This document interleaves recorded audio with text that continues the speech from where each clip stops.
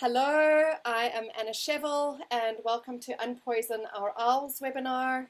What a beautiful turnout we have at such last minute and right at the end of the year in the crunch when everybody's got a gazillion things to do and family pressure. That's really amazing. Just goes to show how important this topic is to all of us. So as I was saying, I'm Anna Shevel. I'm the network coordinator of UnPoison. Which is a core NPO that is focused on policy reform with regards to anything to do with pesticides, as well as supporting the transition away from highly hazardous pesticides and toxic agrochemicals, and finding solutions.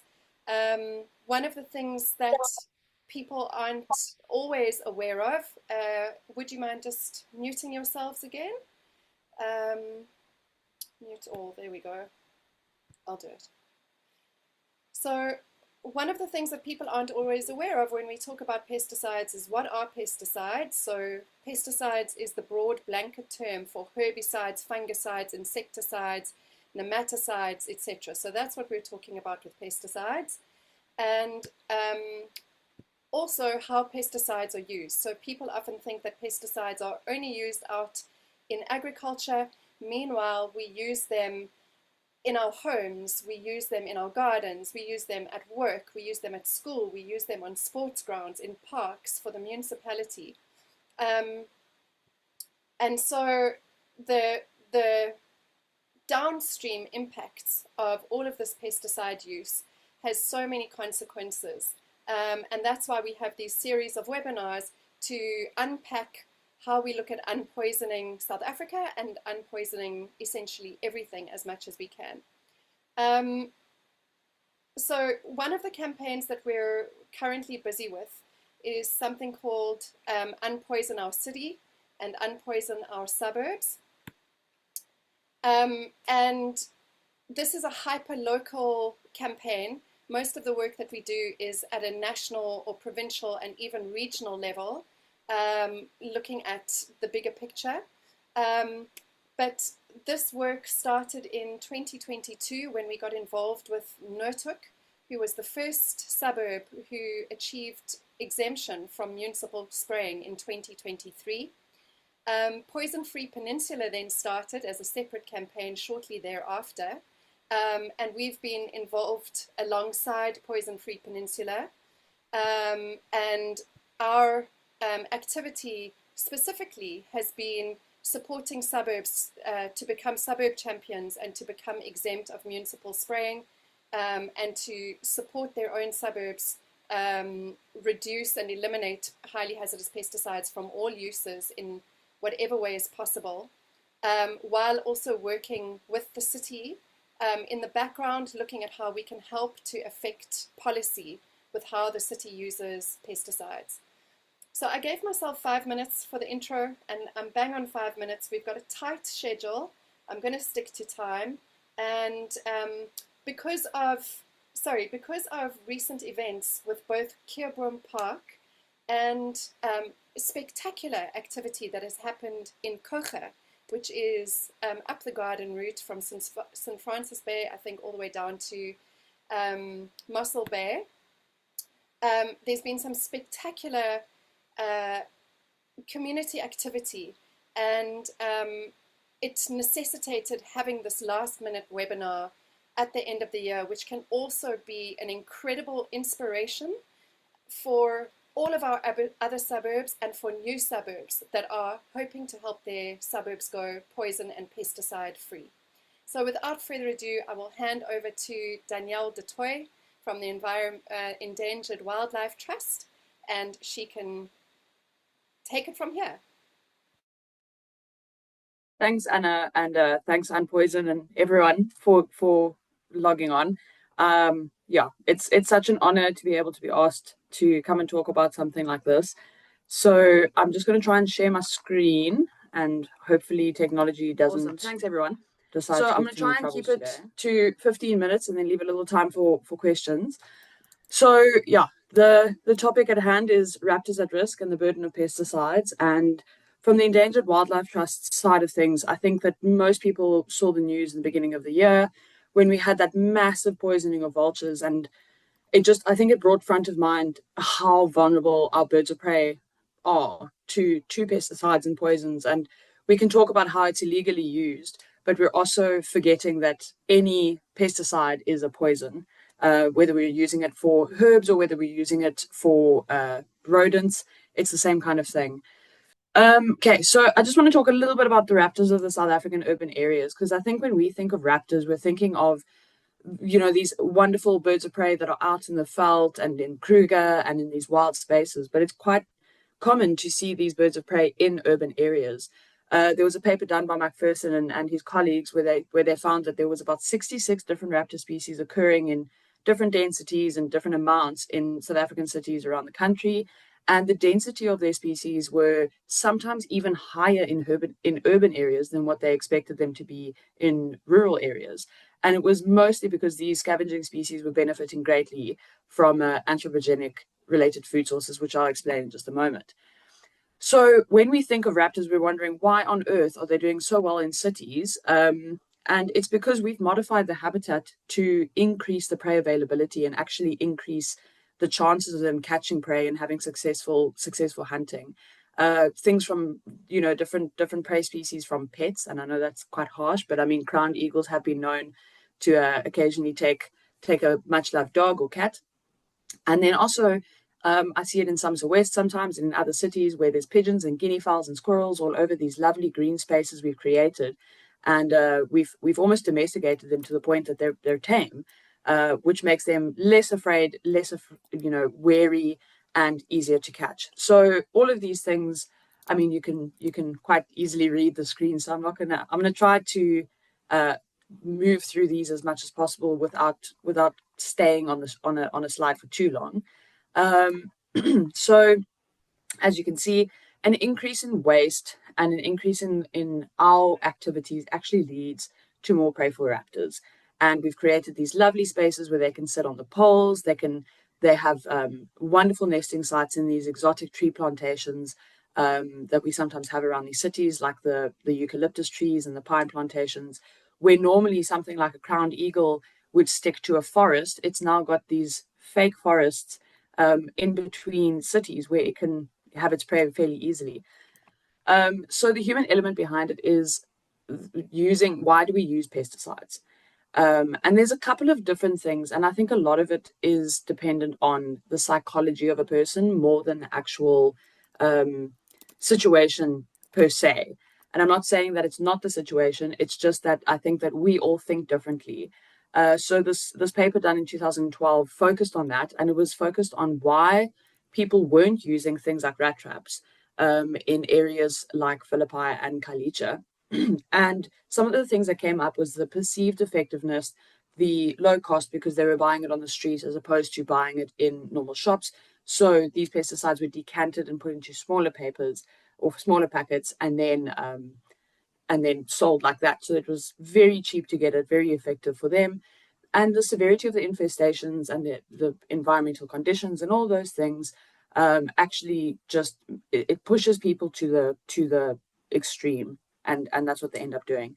And the one thing I did want to but kind of pinpoint in this is that the health risk trade-off is sometimes seen as better. It's better to have pesticides and no rats as opposed to rats and no pesticides. And it's often because I think when it's not acute poisoning, the chronic result of using pesticides on human health only comes out much later. And I think that we sometimes, denial is not just a river, but a river in Egypt. We don't like to think that something that we depend on is actually harming us. So it's something very much focused on the psychology. But lest we forget, it's not just in these rural areas where we have pest problems. Some suburban gardens often have compost heaps or vegetable gardens, or we have bird feeders that attract more than just birds. We feed the guinea fowl that are outside. We, laugh at the squirrels that are in our garden. And we think it's fine. And then we bring in the raptors in, which is very normal. But then there is always someone, sorry for the bad English, that will put poison out. And it only takes just one. So what happens when all of these elements meet? We've got these increase in waste, we've got this increase in habitat that's prime for the prey species, which then brings in the predator species, and we've got humans in between. And we end up having, I saw this wonderful article, I had to bring it up because it encompasses everything. We end up really impacting our raptors, and it's not only our raptors, but for the sake of this presentation, that's what I'll be focusing on. We're using a chemical to deal with a pest that is our fault that they're there in the first place, and we end up harming the one thing that actually can do something about it. So rodenticides, and like Anna said, there's so many different types of poisons. Pesticide is the overall term, but for this talk right now, I'm going to be focusing on rodenticides, and they are grouped according mostly to mode of action. So how do they kill, and then whether they're acute or chronic. And that's just a very basic term. So I saw this little thing and I thought this is the best way to describe it. Rodenticides can broadly be grouped into anticoagulant and non-anticoagulant. So anyone who has the misfortune of being susceptible to a stroke or one of those kinds of dangerous things, doctors usually put you on warfarin, which is a blood thinner. So that's a first generation rat poison, and one of the first kind of rodenticides that came out when people were trying to handle the problem, I say with inverted commas. So those were kind of the first ones coming out, and then unfortunately, the animals, because of the nature of how it had to be fed to them, they started becoming a little bit. Sorry, I've completely lost the word. It didn't become as effective. The animals were almost not handling the poisons. Or falling victim to the poison. So as we always do, as humankind does, we made it more deadly. And that is where the second generation comes from. And we'll get things, which is now, as opposed to a multiple feed bait, it's now a single feed bait. And you'll see things like Brody-Falcum and that list over there, which I'll go into in just a moment.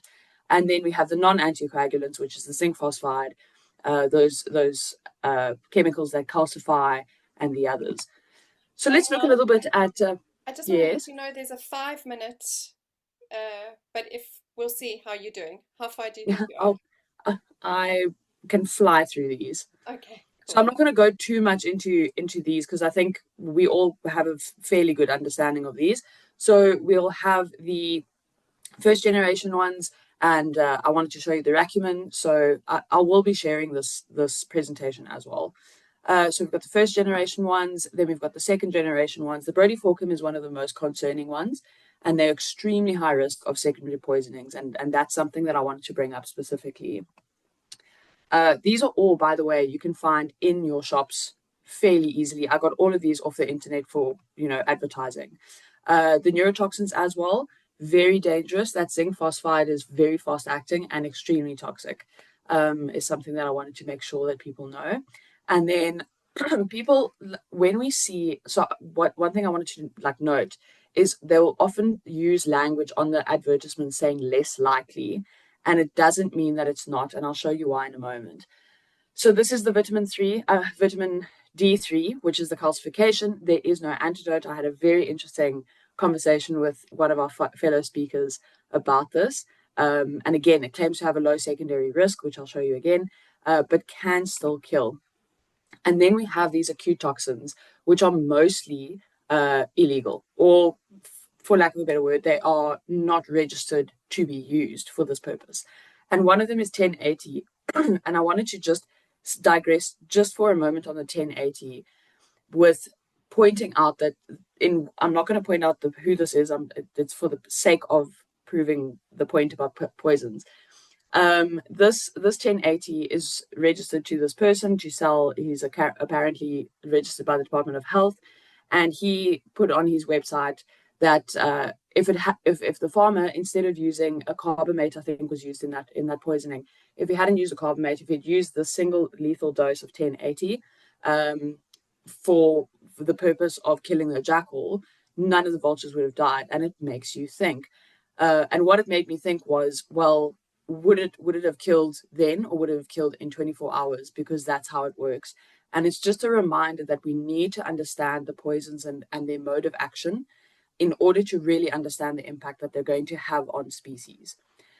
So just to really impact how scary these rat poisons are and these rodenticides are, I did just a simple Google exercise, typed in rat poisons. Here's the ones that came up. You can see they're really not that expensive. So Ratex, we all know, brodifaulcum is a very dangerous chemical, and as you saw, it's fairly cheap. You can get it anytime, any place. Same as Cooper's. Again, it's lethal to non-target species if it's not used carefully.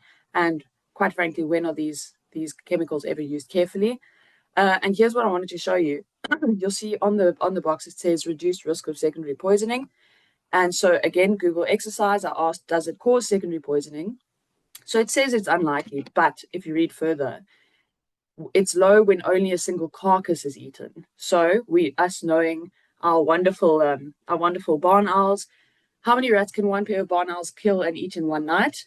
Apparently between 4 and 12 rats or other rodents in one night. And then it's even more when it's breeding season. So it just goes to show again the impact of these poisons and how we really need to, as consumers, read what we're buying and understand these things. Otherwise, with good intentions, we actually end up killing more animals. And again, this is just another one. And all of these are available, as you saw. So what are the impacts of pesticide use on urban raptors? Secondary poisoning is pretty wild, as you can see. Thank you, Arnold, for these lovely photos of these out. Well, lovely is maybe not the best word, but accurate. It's all over the news. We are exposed to it every day. But besides just the deaths, we're seeing some more impacts on raptors that we should be focusing on. So because of sometimes they'll eat the bait and they won't be impacted enough to show any acute signs, and they'll kind of keep going and slowly build it up. And this is where you end up with impaired wound healing capacity. And it's the same thing, again, if you look at people that are on warfarin, their doctors warn them, be careful, because if you bump yourself, you cannot stop bleeding. And it really reduces the survival or the recovering chances, even in a minor case. If a bird, flies into something it's not supposed to by accident, or, they're fighting amongst each other, who knows what can happen? And it's something we can prevent. It's the same thing with the reduced foraging performance. I'm going to use, say, for instance, the crowned eagle, for example. So crowned eagles they have slightly shorter wings than other eagles, and it's because they need to be swooping through the forests to hunt their prey. And if you are a crowned eagle and you have a sublethal exposure to a neurotoxic pesticide, and this can include phosphates, carbamates, and even the pyrethroids that people use to poison locusts and insects, it can lead to slower reaction times. It can reduce the coordination.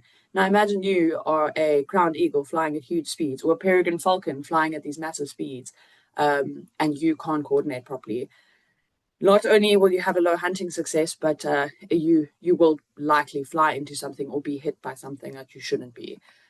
And then it even leads to reproduction. It causes liver damage. It disrupts the nutrient metabolism, and all of these things, whether it's the building of the egg, or the actual chick inside the egg, we don't know. Well, we do know, but we don't really know the impact of pesticides and rodenticides on these chicks. And what some people are suspecting is that we'll only see it within a generation, because these chicks will be dying off without us really acknowledging what's happening. And then we'll have this age-heavy population dynamic where we'll go, well, we have a whole bunch of adults, but why aren't there chicks coming up? And how do you then balance that out?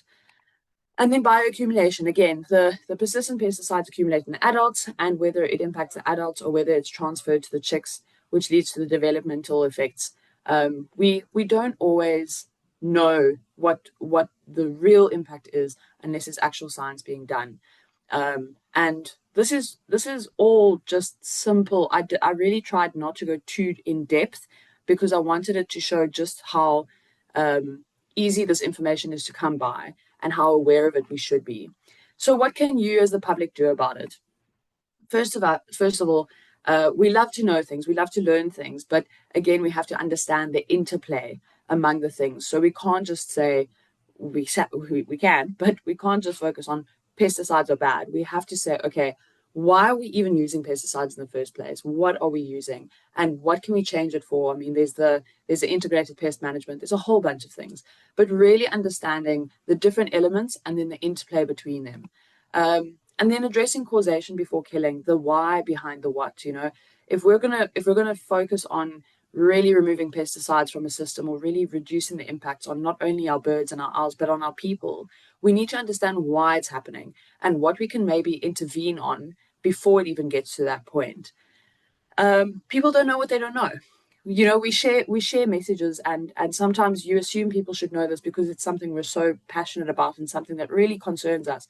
But some people just don't really go into that kind of side of things. So share the message, but please share the factually correct message. I think it's really important.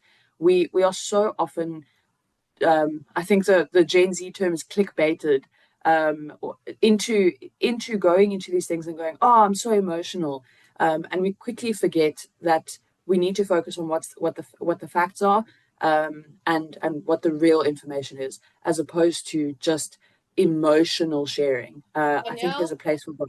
Yes. We have to wrap up. Cool. I'm pretty much done. So yeah, support the organizations that address these issues, either proactively or reactively. So if you can donate time to assist them, do it. If you can help with finances, it's always needed. Materials needed to do the work, people that are doing rehab or cleaning up, that would be awesome. And then just the last thing I wanted to mention is that report these poisonings, because when you want someone like policy change or you want someone bigger to do something more about it, they need the evidence and they need robust science. And I just wanted to show you the EWT and the Peregrine Fund have got this Where do they database. report it? If some people... Okay. This is over here. Yeah. So I'll show it to you in a moment. This is basically the African Wildlife Poisoning Database, and I'll pop the link on the chat. You can see very clearly that the poisonings of especially rodenticides is incredibly low. This was 25 years worth of data, and there's 2 mortalities of raptors reported. So the more that we report, the better. So yeah, thank you everyone for letting me rant a little bit about the pesticides, and I really flew through that. So please feel free to ask me any questions, and my contact details are over there. So you're welcome to contact me. Danielle, will you put them in the chat as well as the Raptor reporting website as well? I will do so. Put those links in the chat. Brilliant. Perfect. Okay, thank you so much, Danielle. Danielle is an incredible resource and member of the UnPoison Expert Network. And possibly if there are questions that you guys have that we don't get to answering, you can mail us or Danielle, and hopefully we have capacity to get back to you this year. Cool, I think let's do that. Kirby, are you ready? I am ready, thank you. Let's go. All right, I'm going to share my screen real quick. Hi everybody, my name is Kirby. I am representing the Keurboom Park Association. So Keurboom Park, for those of you who maybe don't know, is a wonderful little park that is in Rondebosch, around Squirrels Way. It's a pretty established park. And for the past couple of years, there's been at least one pair of breeding owls who the entire park sort of protects and takes pictures of and keeps track of. And unfortunately, year after year, something happens to either the parents or the juveniles. So the Keurboom Park Association actually had a public forum about a month ago, just to invite members of the public and people who go to the park to sort of spread the general awareness that the sort of most regular culprit is poisoning. And what I found from the forum is just that there's such a wealth of information if you are interested and motivated enough to look. The problem is that a lot of people just don't care. And there are people who might not be concerned with wildlife, who might see protecting owls or other Cape wildlife as something that doesn't really affect their day-to-day lives. So what we've started doing is to, sorry, I'm not sure if my, what we started doing is putting together a simple WhatsApp campaign to just let people understand the sort of the bottom line issues of using poison. So we've designed these simple kind of arresting black and white messages to sort of just grab attention and make a point. And the idea behind these is to sort of create momentary intrigue with a little bit of a descriptive part under the message. And this sounds like it's a little bit here and there, but the way that these work, right, is the images don't require, you don't need to open them up to be able to read the whole image. It reads on preview. And there's kind of just enough text to be able to sort of scan quickly and understand sort of quick impact. We have a WhatsApp group with 60 members. And what we've been doing for the past couple of weeks is every 2 days, we'll share 2 of these images that sort of, it's kind of a sort of statements and response set. Sometimes it's just 2 separate facts. But the idea is always just to sort of circle back to, please don't use poison. This is really, really bad and it affects everybody. We initially, some of the feedback that we've gotten from people is, okay, well then what do I do about rats? And this is where we've sort of tried to be very careful about our own sort of research and what to suggest to people. At the Keurboom Park Association public forum, there was a discussion around sort of alternate, the idea that rats can't burp. So the idea here is if they eat something that sort of builds up gas, they can die from that. So we've sort of, that isn't a very effective approach according to some people who've tried it. So the angles that we sort of kind of boomerang back to is, please understand how bad poison is. And then what we've started doing recently is just to sort of try to encourage people to use traps and to make sure that they're using the right bait. So the information that we spread is just that rats are intelligent and pay attention to their environment, so they need to be habituated to new treats that suddenly show up. So sugary things and sort of greasy meat are things that rats like, but they need to learn that it's there for no suspicious reason before they start, approaching traps. So yeah, this is our sort of modest. We've definitely had members of the public send us corrections and say, no, this doesn't work and that's not right, which we've taken into account. Our idea is not to sort of have like a wordy pamphlet. It's really just to sort of reach the population who are not going to read a pamphlet and just need to sort of kind of be arrested, like, oh, wow, this is something that can kill my pets or my neighbor's pets or even, kids. Then sort of a short anatomy of how these work. The images are, that's an interesting fact with a short explanation. We remind users every time to forward these one at a time, because what happens then is the descriptive text pulls along with it.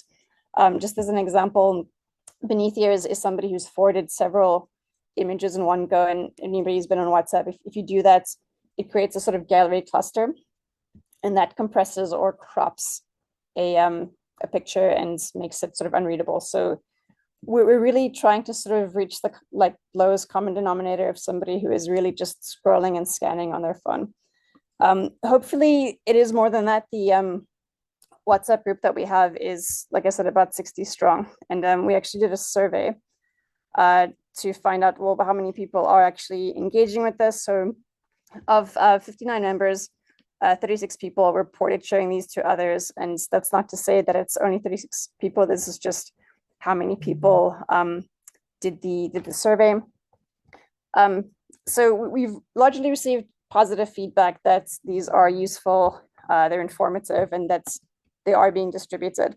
What we really are trying to do is to get people to sort of share these with their WhatsApp groups. Our concern is the people who go to the park every day in Keurboom are obviously very concerned and very passionate about the park, but we're trying to reach people who don't care about the park and wants to make sure that their houses are vermin free.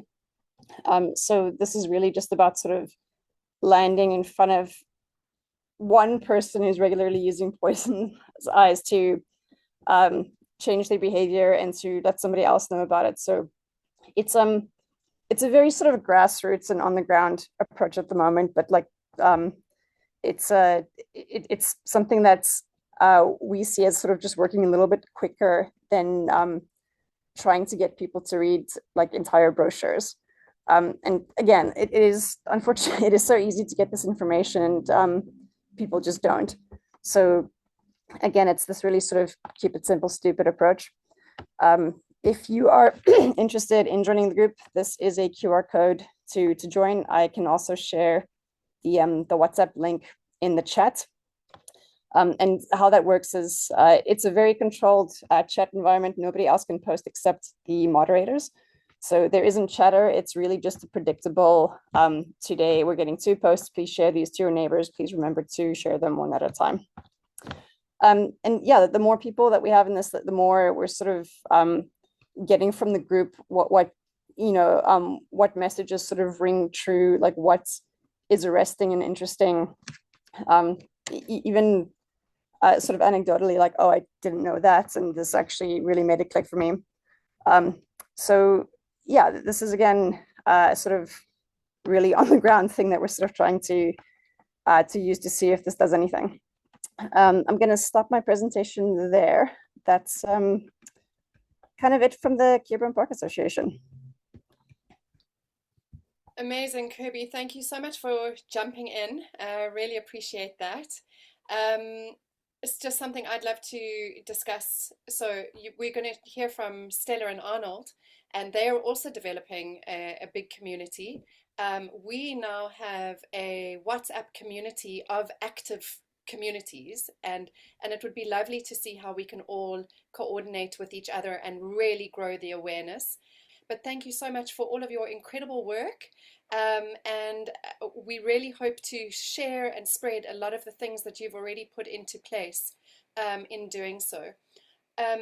Just I'm multitasking, letting people in and looking at the hosts and doing a bunch of things and trying to remember what I have to say. One of the things that I just wanted everybody to come back to with awareness is that we have so many different contexts of urban environment. And I think the one that we're talking about specifically today is suburbia, because there are very different stresses and pressures in different areas around the country, and possibly not the same intervention can we use in one area that we can in another. So that's also just something to bear in mind. So I can see that Richard Hill is ready to go. So Councillor Richard Hill, who has been a really incredible liaison within the city of Cape Town. Over the last, I've got to meet Councillor Richard Hill when UnPoison was invited to present to the Environmental and Spatial Planning Committee. So Richard, I'm going to hand over to you, and then hopefully we'll have a third time lucky with Arnold and Stella after your presentation. Over to you, Richard. Thank you, Anna, and good afternoon, everybody. I want to know whether I'm coming through loud and clear. So loud and clear. Perfect. Good. So my name is Richard Hill, and I was an academic at UCT in the Department of Environmental and Geographical Science. My speciality was in environmental impact assessment and management. In August last year, I was elected as the councillor for Rondebosch, Claremont and Kenilworth. And in my manifesto, I said that I was going to focus on 2 things, safety and security and environment. So when I heard about what's happening in Keurboom Park, which is right in the middle of Ward 58, I decided I had to take some action. On a personal point of view, I live in suburbia, and 2 or 3 doors away from me, I have a neighbor who has a large garden, and she's very much into wilding, and she has large numbers of rabbits and a very big fish pond with a lot of birds coming there. And so there's quite a lot of food lying around. And so we've had in the past problems with rats in our own house, crashing around in the ceiling. So what I did many years ago was I went out and bought one of these horrible rat traps. It's supposed to hit the rat and kill it instantly. But of course, what happened in the one instance, which is when I stopped using that, it didn't kill the rat. It didn't hit it on the neck, but it got caught on the leg. And then the rat was running around in the ceiling and making a terrible noise and was subject to a lot of trauma. What I liked about the previous two presentations, Danielle, I like the fact that you are taking a science-based approach and that you want that data to build a database of where these incidents are occurring. So that was great to see. I also like Kirby's very much citizen activist or perhaps even citizen scientist approach, where she is raising awareness within the community of around the Keurboom Park. In Keurboom Park, the Keurboom Park Association has a policy of no mow, particularly at certain times of the year. I think it's about 40% of the parks they don't mow. And then, of course, I get complaints from residents who say, no, they don't like that because their dogs need that extra mowed space. So we always need to strike a balance. Okay, so it started in December last year when Anna came to give a talk to the Spatial Planning and Environment Portfolio Committee, on which I sit. And soon after that, we got some data in Sub-Council 20 from the Department of Community Services and Health. And somewhere buried in this very long report, it said that they have been servicing 420 odd bait stations in the Sub-Council 20. So that triggered my inquisitiveness, and I thought, well, if there's so many in Sub-Council 20, how many are there in the whole of the city? And I subsequently found out that there are 66,000 of these little black boxes that you see in shopping centers where there's poison inside to keep rats down in shopping centers, informal settlements, and so on. So Debbie Muir, who's on this call, was also at that SPE Portfolio Committee meeting. And really, Debbie should be giving this presentation because she's provided me with the information that I've been using. But what I'm going to share with you is what I've asked the city to do. And it's still very much a work in progress. So Debbie notes that there are 3 listed rodenticides. And we've heard now about the second generation being more dangerous and stronger than the first generation that have been phased out by the Department of Agriculture fairly recently. This is because they not only cause secondary poisoning, but because they are carcinogenic. So this is the PDF that Debbie sent to me, and I'd be grateful if she'd like to chip in at any point.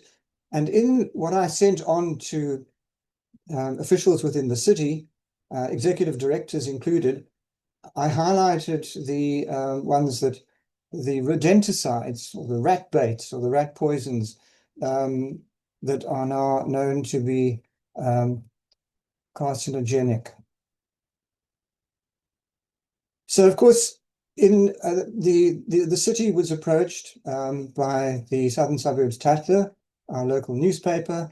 They covered the meeting that Keurboom Park Association had on the 20th of October. Unfortunately, I had another meeting that night and couldn't attend. But the city says that instead of relying on poisons, we should prevent infestations through cleanliness, blocking entry points, and good sanitation, and that poison should always be a last resort. Debbie Muir from the DFFE has recommended that if the city is going to use rodenticides, they should be using, I don't even know how to roll this off my tongue, but cholecalciferol, because they do not cause secondary poisoning. I note your comment, Daniela, that in fact, a barn owl can kill 4 to 12 rats, I think you said per day, and that if they eat, although this is less poisonous, they eat a lot of rats that have eaten this poison, they can still be impacted adversely and die from even this more mild rat poison.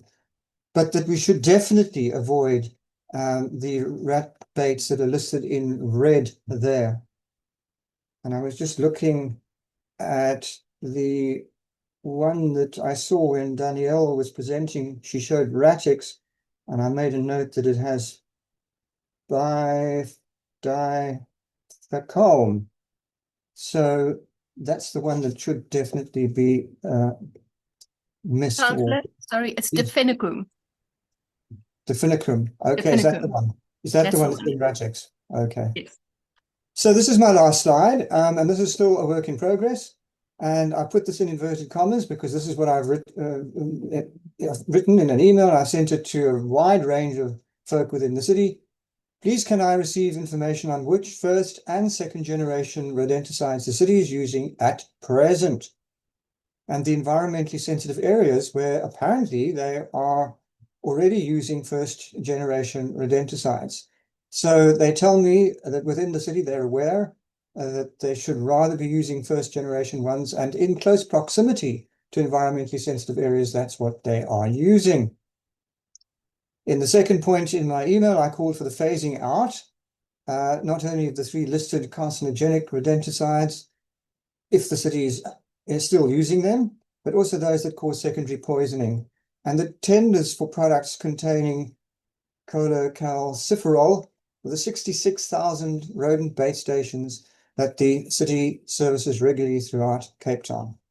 I asked for an answer soonest, and I chased up last week because I was anticipating appearing before you all this afternoon, and the most senior executive director who should have followed up told me that my email had slipped through the cracks. But never fear, I will not give up. I will keep persevering.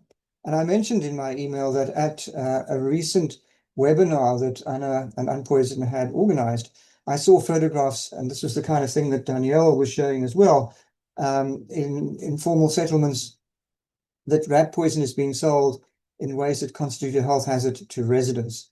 And that while we as the city can't tell schools and residents living near Keurboom Park what they should and shouldn't do, I'm going to take it upon myself to share information widely that you can use. If you have to, as a last resort, use poisons, then please use the one that Debbie Moore is representing. Anna, that's Flat Masturius 8.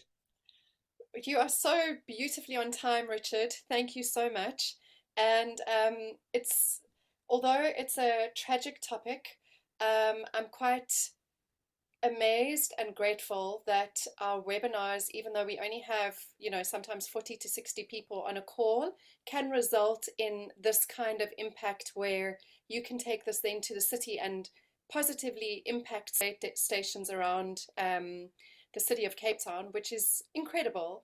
And if it would be so great also if we can create a little collaborative team or information sharing with the key people on this call and others that appear to help inform that awareness campaign around rodenticides and raptors and owl poisoning, etc. All of us are battling for resources, and the city has hopefully some resources in low capacity, and maybe we can have a collaborative effort to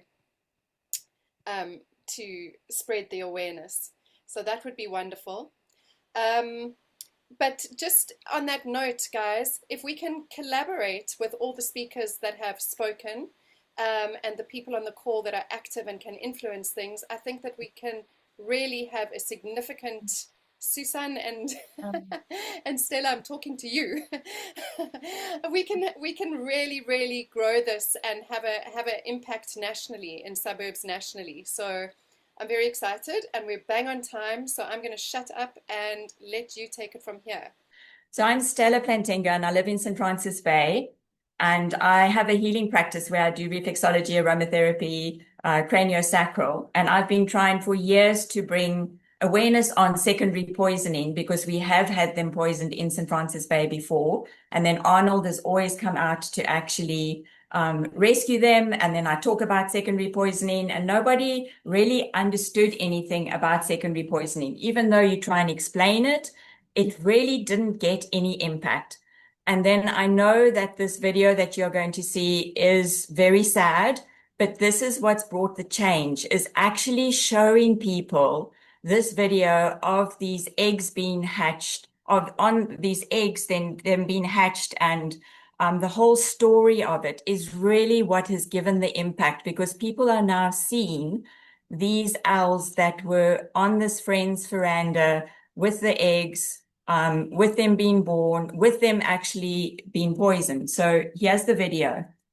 So Susie's trying to get the video to play, but while she's doing that, we're going to show you the one of the owls. And then shortly after that, I'm going to show you another one of a miniature schnauzer that was actually poisoned by the chloriciferol, which is the vitamin D3. So we have two videos to actually show you the story of. Okay, we're going to show you the dog one first. This is a story of a miniature schnauzer that was poisoned by chloriciferol, which is vitamin D3 in one of the rat poisons, told by its owner. Earlier this year, I bought what I thought was eco-friendly rat poison. Only later did I realize it was highly toxic.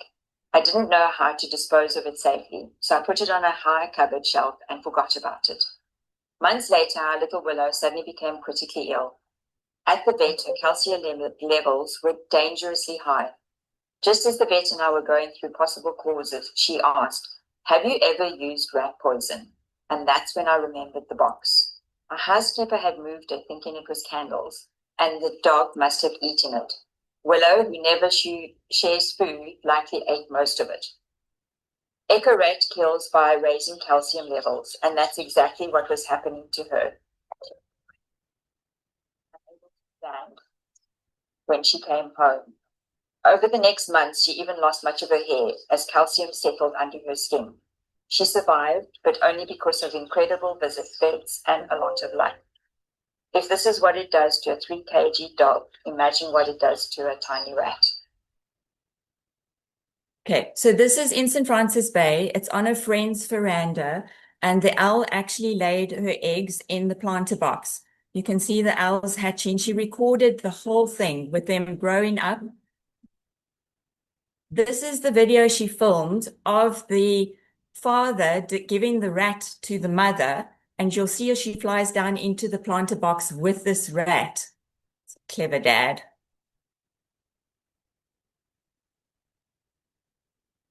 So this is the rat that was in the planter box. You can see it here on the right-hand side. Sherry didn't check on them for a day. 2 days later, she went and checked and she found this. She didn't even know what secondary poisoning was. She got hold of Arnold and he came through straight away. And she had wondered what had happened to the mother, which you can see it was lying dead there. Arnold found it underneath the tree. Arnold and Jackie took the one surviving baby back, and it survived for 2 days. And then they noticed that it was behaving strangely. And they rushed it off to the vet, and here's a video of it dying.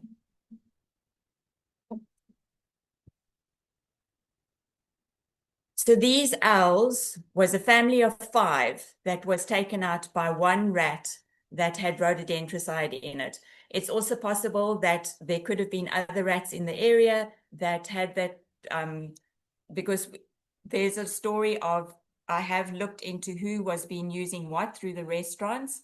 So that chloriciferol is one of the big things that has caused a problem. We also lost in that same week another family of owls, which was a mother and a father, that the woman saw it under the tree. She went and she got it, took the father through to Arnold, and on the way it died. And that was a male, female, and also it's their 3 eggs. So in 2 weeks, we lost 10 owls in St. Francis Bay. So we're finding that these videos are definitely getting more attention. And that has really brought the change where our community has come together. It's the impact of seeing this has really got the attention of people. So working together of how we've brought through changes and the successes that we've had because of me showing these clippings to our community.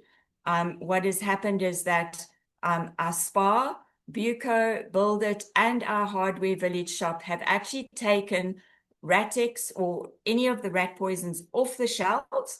And also some of them are now looking at snail bait for me as well, because I've shared with them about the methaldehyde. We had one dog that actually bit through a packet of snail bait that had methaldehyde in, and it died on the way to the vet.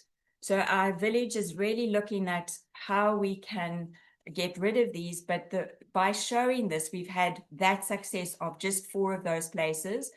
One of the restaurants, when I showed it to them, they got hold of the bait company, the pest control company straight away, and they got the pest control company to come and remove that.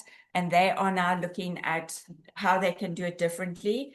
We also had Fresh, that when I told her, she got hold of the pest control company, they removed it straight away, and they now are going to look at doing it differently as well. We also have Arnold's product, which is a food, and his product is phenomenal at what it does, and there's no poison in it. And Susie's just going to mention a few things. I also wanted to mention that the municipality, we've got Crom Enviro Trust, the golf club here, our St. Francis Bay Residents Association. I've told them all about it, and we're preparing an email of what these poisons do, how you can do it differently, and we're including photographs of these owls that have died. And the municipality has agreed that they will send this email out to the community on their municipality water and electricity account. So we're looking at many ways of how we can reach lots of people. With the treatments that I do, I have a young man who's been coming to me since he was like 4. He came to me yesterday. He goes to Michael House, and he's now 15. And he asked me, so what are you doing now? I told him about the owls, and he went home and suggested to his brother that his project next year should be on rodenticide and secondary poisoning. So this is the way that we can reach many people. And I'm going to let Susie, because she's really like been with me on this and helping me through all the stress. She needs to say a few things as well. Otherwise it's too much for me. So one of the things I wanted to share is how this has been a community, not just in our village, but in our country. So I know Anna very well. When we found out about the poison, so I asked if I can like become a part of UnPoison. So that's how UnPoison cohort could just like slot into a community. And then obviously we're raising awareness about how deadly these poisons are. And now what do you do? Because you can't just put it in landfill. So the vet in St. Francis Bay, who doesn't use any chemicals in her house, she cleans with lemon, vinegar, bicarb of soda. She has sponsored a bin for chemical waste. Anyone in St. Francis Bay can come drop it off there, and the same in Jeffreys Bay. Jeffreys Bay's vet actually lost a cat to secondary rodenticide poisoning 3 months ago. So they've got to have special bins that the community could come and put their waste in. And then Kim Page, who's a graphic designer in St. Francis Bay, she's designed us a logo, a poster, and then also a badge. So it's a My Business is Unpoisoned badge that you do a self-audit, then we can come check and talk to you, because sometimes you just don't click that's actually a chemical or poison. If your business is completely unpoisoned, you get the badge, and then someone will obviously just come and check once in a while, because you've taken it off the shelves, but it's still on the list of things to order, and then someone orders it and you come back in the shop and it's there. And then another thing that I wanted to mention was one of our community members has also created a list of all the businesses that we can target. Now, what has happened, and we call it the Stella Rising or the Stella pack, is Stella has a way of talking to someone to getting them on board. And we want to just quickly mock play one of these conversations for you. So you approaching a business, a homeowner, whatever it is, and how the conversation can go, because she's going to share some of the information that we've gathered. Okay, hi Stella, I'm from SPAR. Hi, so you are SPAR in Humansdorp. Are you aware of the SPAR in St. Francis Bay and what has happened to the owls that we lost 2 weeks ago? We lost 10 owls in 2 weeks. I know, and I love owls. I love them. But Okay. I don't know, what do you mean about the SPAR? So our SPAR, I walked around your SPAR and I noticed that there was a product on your shelf that has Brodifochum in it, which I'm not sure if you're aware that it's supposed to actually have been phased out by June 2024 already through the Agricultural Department. I didn't know that. So the government's phasing it out? yeah. because it is carcinogenic, mutagenic. It also causes reproductive toxicity. It causes What is infertility. mutagenic? What is So it affects your DNA, permanent damage to your DNA. I know so many people have cancer problems as well. The reproductive toxicity. So that becomes infertility and also causes fetal death. And that's in my product. It's in one of the products that you've got on your shelf, which Okay, has rhodophocamin. Okay. I don't know if I'm pronouncing it correctly, but that's a big word for me. And then I noticed another one that's on your shelf that's friendly one. It's a friendly product, right? Yeah, so it does say less risk. It doesn't say risk-free. Yeah. So if that means that you have an owl that comes and actually eats 1 or 2 of those rats, maybe it's going to be okay. But if it eats 10 of them, it should be risk-free, not less risk. The package says less risk. It doesn't say is there a risk-free. risk of poisoning? Yes, absolutely. And I can show you what happened to one of the dogs in St. Francis Bay. And that was from the one that says less risk. She actually names it and tells you exactly through the story that you'll see on her little video and her write-up. She tells you exactly which one it is, and it's one of the ones that you've got on your shelf. So what we suggest is that you show both videos. The owl one, you start with that because it's so impactful. And then you show the dog one. Dog one. So from this, what's happened is that our spa has actually taken all the rat poisons off their shelf, and they have the humane traps, and they are putting up a poster of other things that can be done instead of the poisons. They've done it. Yes, and also we have Arnold, who is phenomenal, and he has a product that you can use that is food. You actually see the videos of him eating it himself. So if I take it, I mean, I don't want to be the last four in the country, and I love owls. I mean, so you say there are alternatives that people can use? Absolutely, there are. Okay. So where would I throw this? So we're going to have a QR code that you can actually click on to have alternatives of what you can do. So also you being a spa, your supplier should be able to take it back. If they won't, the vet that's here in Human Store will actually take it in a toxic waste bin and they will get it incinerated. Because we don't want it ending up in landfill. If it ends up on landfill, we are going to kill thousands of animals. Sure, I didn't think about that. The thing is, I don't think we could ever be, I mean, you talk about the badge? Oh, okay. So I have developed a badge that we are going to do where my business is UnPoison. Right. And we're wanting this to go right through the country. So any business that comes on board, because it's not only the shops that have the bait boxes, you've also got resorts that have them, you have restaurants that have them, you have guest houses that have them.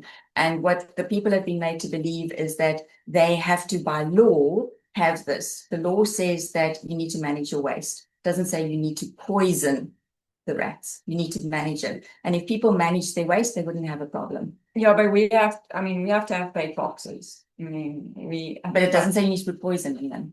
I didn't know that. I thought you by law have to. No, it says that you need to manage it. So Guys, if you one more minute. you would actually then wouldn't have a rat problem. Okay.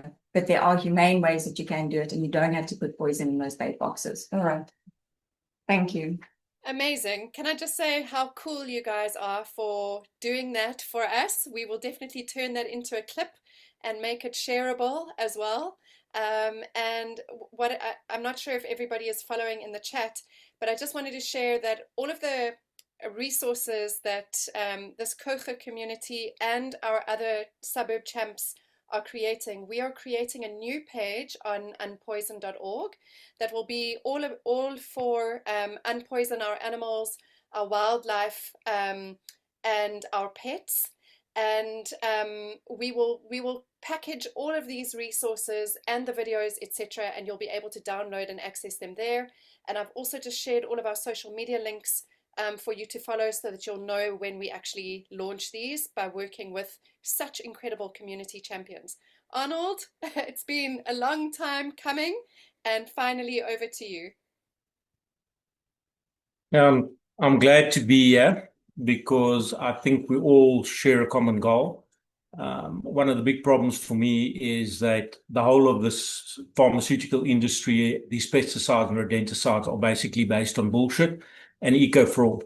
That's the biggest problem for me, because I get so tired of looking at things that are classified as owl-friendly, eco-friendly, whatever. It's absolute BS. I've dealt with this for the last 25 years extensively.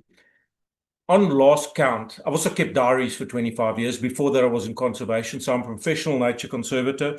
I've got further qualifications in ecology and horticulture, and a whole lot of other qualifications as well. But point of the matter is, I have dealt with the secondary poisoning of raptors for the last 25 years.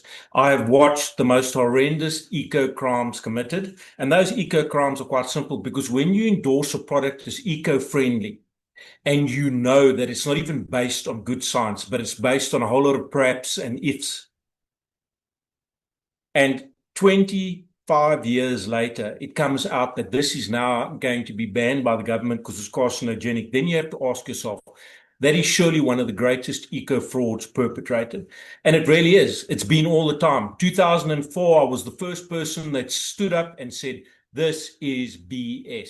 This is people getting funded and endorsing these products. So if I'm quite vitriolic, it's because I have personally witnessed, and I went through my diaries because I was asked to go through my diary. So I'm going to give you the figures of secondary poison. Now, when I say secondary poison, first of all, when I get a bird in, even if I know it's secondary poisoning, I go to whichever vet, and I've had the same vet for about 20 years, and we actually, if the bird's dead, we do an autopsy, or otherwise we take blood samples, we look at it, and we already know. Just to cover my own basis, because there are many wise people out there, and even though I know I'm right, I will go and have a vet say, okay, well, this is secondary poisoning. So let me just read the real facts and figures on secondary poisoning in not only birds of prey, but other creatures in the urban area. And I know Dr. Laurel Sorace's study backed me up, and it was very interesting, because what did one of the journalists say? He contacted me and said, he said, you've been saying this since 2004, that's 21 years. And I said, yep, I do know that. So I've received basically in 25 years about 7,000 raptors in. At the moment, if you come to me, I've probably got 70 eagle owls, grass owls, barn owls, crowned eagles, good couple of peregrine falcons, lanners, etc., etc.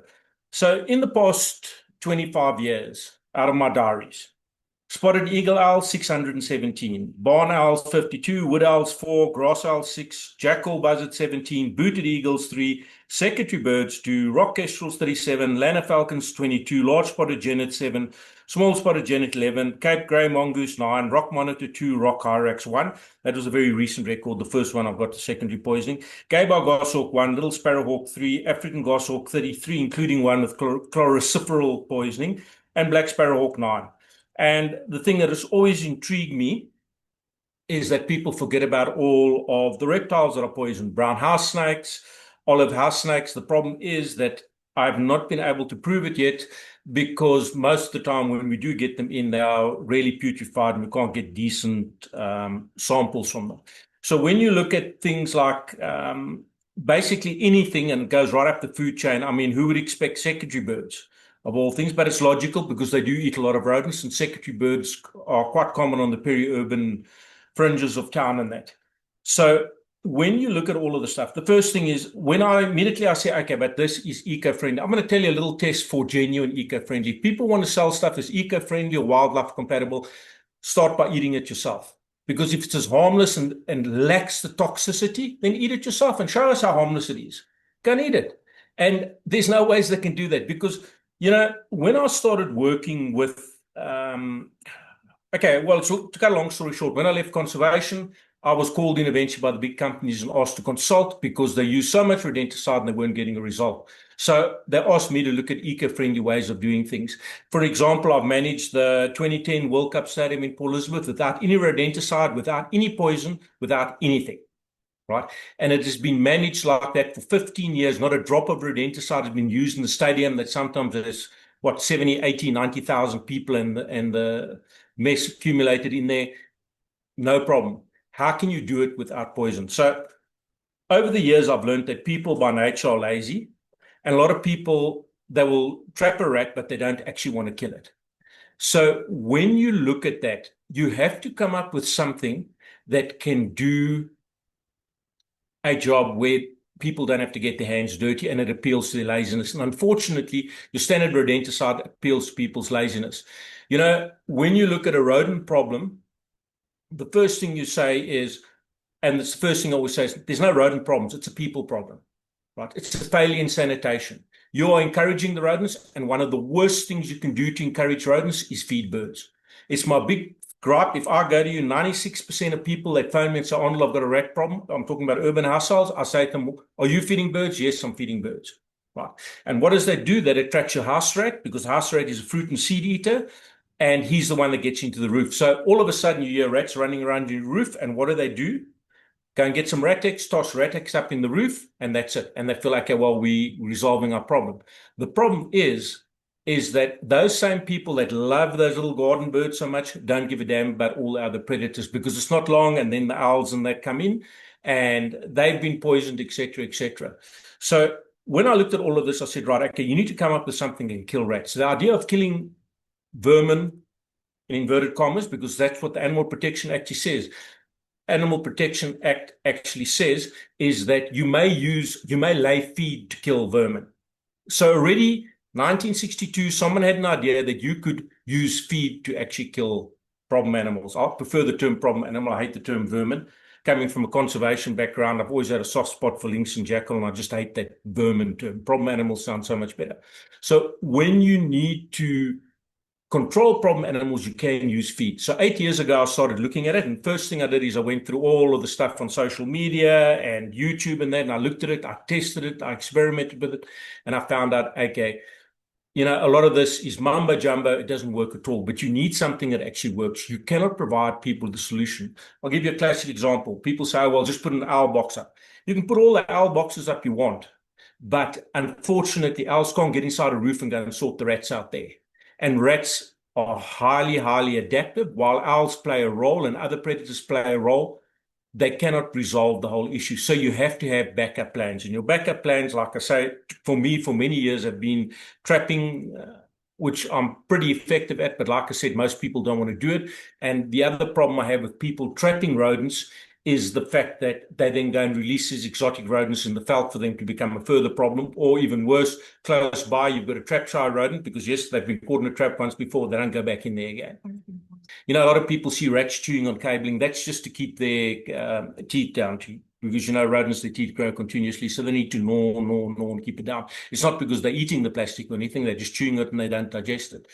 So I experimented ad nauseum on house rats, brown rats, and house mice, using different rodenticides to see what the actual effect is. And I can tell you now that I was horribly unimpressed.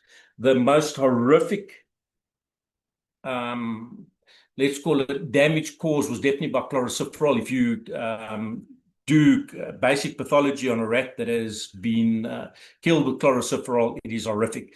The whole inside of that rat is filled with a yellow bile. I mean, I struggle to find lungs and things like that. They become like little peas. So, you know, when I look at that kind of stuff, chlorociferol, please, man. I think, you know, that whole story of being harmless, I've had enough people phone me. We've got one goshawk that died from chlorociferol, African goshawk. But, you know, there is no ways these things are eco-friendly or harmless. So I went through all these different rodenticides, had a good look, saw how long it took them to kill, so I could have an accurate record of how many days it actually takes. So when I looked at all the other poisons, the first time I've actually used and worked with these poisons, I realized exactly why they're so deadly to predators and that. Because from day 2, that rat slows down, but he's not dead. So he's out, he's about, and he's really slow. And the interesting thing I had, where I did field efficacy tests with the stuff that I developed, is that by night 2, particularly in the small holding areas, all of the people said it was amazing how many owls came into their garden. And it's a very logical thing. If you have a feed mill where you've got a lot of grain, you've got a lot of pigeons, you can go there every afternoon and you'll have peregrines, lanners, all of that stuff hunting there, because it's a natural attractant. So when you have a property that has a lot of rats, your predators are naturally attracted there. And okay, as far as poisoning, how to identify it quickly? The first thing is abnormal behavior in the owl. My favorite thing, and I learned that from the Americans, literally 30 years ago, I was in the States, and they said to me, listen, if you find the bird continuously in water, right, no, there's a problem. And with owls, it works like that. The first thing you look for is abnormal behavior. Owls traditionally keep out of harm's way because they get mobbed by every little bird and crows and everything. So during the day, they're not really visible. They have a nice quiet place. They roost at.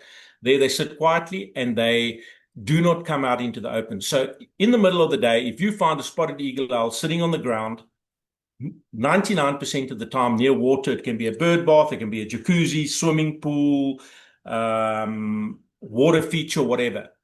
I can tell you now the bird has already got secondary rodenticide poisoning. And how we evaluate it is if it's still capable of flying, then it'll fly short distance, go maybe into the neighbor's yard, and there it'll sit again. It won't move too far from the water and it'll come back to the water. When it reaches the stage, and this we call the down stage, the bird no longer flies, it just sits quietly and you can walk up to it and pick it up. Then you know that it is really quite far gone.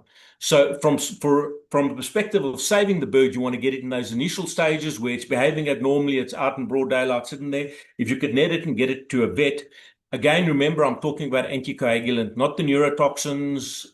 This is straight anticoagulant because anticoagulant that causes tremendous thirst. These birds drink continuously. They often die in the water. You'll find the owl lying dead in the bird bath or whatever.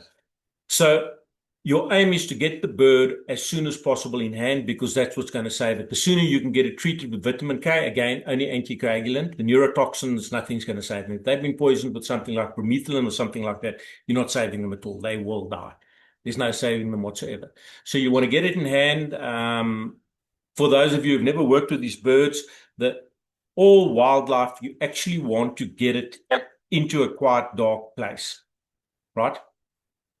And that is normally, I'll use cardboard boxes extensively. They're great. The birds don't damage themselves in them. Then you need to get it to a vet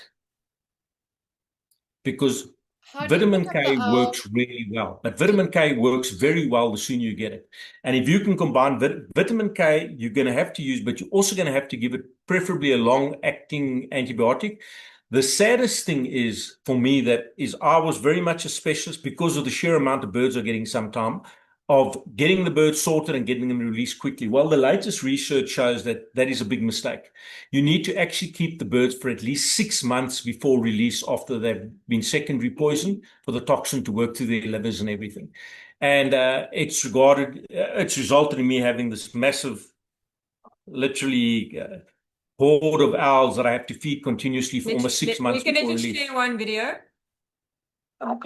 Okay, so this owl here came from an egg that I rescued and incubated and raised her from day one. So she kind of got the name of number one. Now I use her to raise any owl chicks that come in. And I mean, at the moment, she's got 8 chicks she's raising. And as long as you supply enough food, she keeps feeding them the whole time. So sometimes I've kept some of the barn owls back, and we had an extremely successful barn owl rearing project, and we released a lot of barn owls in the wild to supplement, of course, secondary poisoned owls, which was really great. That worked pretty well. Arnold, where can people find you? How can they ask more? Because we just find me on my Facebook page, Arnold Slabbert, and they can contact me directly there and talk to me there. Thank you. So we're just almost on 4 o'clock. I'm sorry, Arnold, if there were other very pressing points that you wanted to share. And I think what I'd really also love to invite is Debbie Muir is on this call and is with the Department of Environment, and maybe you and Debbie can chat directly as well and go through some of the science, etc. And maybe that can lead to broader impact and solutions out there. We are hitting 4 o'clock, and I'm just wondering if anybody has questions, popcorn style, if you can ask them to any of our speakers without waffling. So if you can take 10 seconds to ask your question, and speakers, if you can try and answer in 30 seconds, whichever questions come up. I would just have a question, as opposed to, we've been talking now about rats and mice and stuff, but what about ants? What is the best thing to use for ant problems to not have a follow-on problem with birds that eat them? Arnold can answer. Okay, thank you.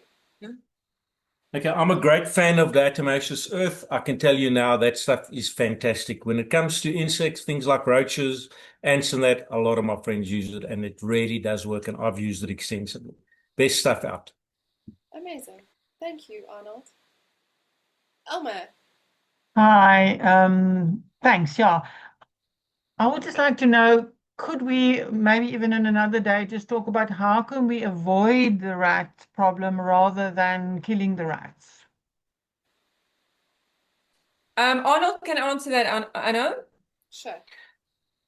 Okay, so if there's no such thing as a rat problem, it's a people problem. That's the first thing you need to accept. So you need to look, all animals have three basic requirements: food, water, shelter. You need to eliminate one of those. So we know water is virtually impossible to eliminate. Shelter, you can to a degree eliminate, because if you, for example, if you've got roof rats, go and have a look at the places they're entering. Make sure there aren't trees touching your roof that they can run up, climb into your roof, etc.